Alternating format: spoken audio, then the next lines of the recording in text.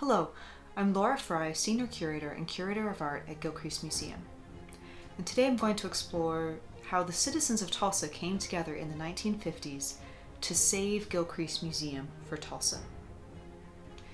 The museum was founded by Thomas Gilcrease, a citizen of the Muskogee Creek Nation.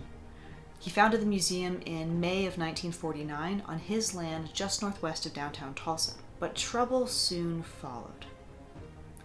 In 1953, Mr. Gilcrease was in dire financial straits. He was more than $2 million in debt, and creditors were just hounding him. But as he considered his options, first and foremost, Mr. Gilcrease really wanted to keep his collection together, and he wanted to continue to make it available to the public. But since he needed funding pretty quickly, he really looked at a broad array of options and considered selling the collection out of state. On October 21st, 1953, newspapers all over Texas and Oklahoma reported that the Gilcrease collection would be transferred to the University of Texas at Austin.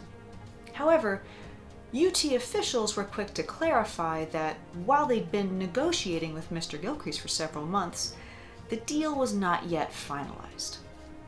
And while this decision wavered, Mr. Gilcrease continued to look for other possibilities. On December 12, 1953, the front page of the New York Times ran a story reporting that the Gilcrease collection was moving to Claremore, Oklahoma. The article states that Mr. Gilcrease had turned his collection over to a group of citizens in Claremore who had formed a nonprofit to raise money to build a new museum right next to the Will Rogers Memorial. But as we now know, this didn't quite come to pass. While the Claremore Museum supporters were really scrambling to find funding, in the end their efforts were unsuccessful. And by April of 1954, things were getting pretty desperate. Mr. Gilcrease issued an ultimatum. If funding was not secured soon, the museum would leave Oklahoma. As all of this was developing, the citizens of Tulsa were galvanized to act. In May of 1954, a committee was formed to keep Gilcrease for Tulsa. But this effort really hung by a thread, and the museum's final fate remained uncertain. But even with so much on the line and so much uncertainty, Mr. Gilcrease seemed just thrilled by the possibility that his collection would stay in Tulsa, Oklahoma. He made a last-minute decision to halt the sale of the collection to the University of Texas, and in June of 1954, he wrote to the Tulsa mayor and the city commissioners. His letter stated, "I have spent a great part of my lifetime in acquiring items of historical and artistic value having to do with the discovery and settlement of our country, our Indian heritage, the state of Oklahoma, and in particular, Tulsa's area.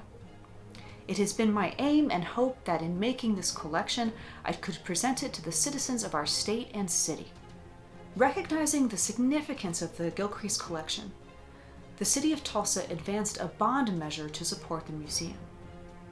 And on August 24, 1954, the citizens of Tulsa voted on this bond issue to raise more than $2 million to keep Gilcrease Museum in Tulsa. Happily, the bond measure passed, with more than 70% of votes cast in favor of supporting Gilcrease Museum. With this vote, the ownership of the Gilcrease collection passed from Thomas Gilcrease to the city of Tulsa, where it remains today.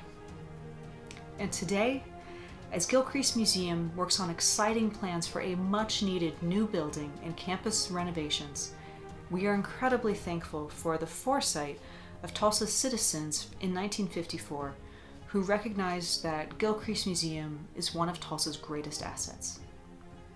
And you can see more about our planned updates for Gilcrease Museum at the Gilcrease website. Go to gilcrease.org/vision. Thank you, and stay well.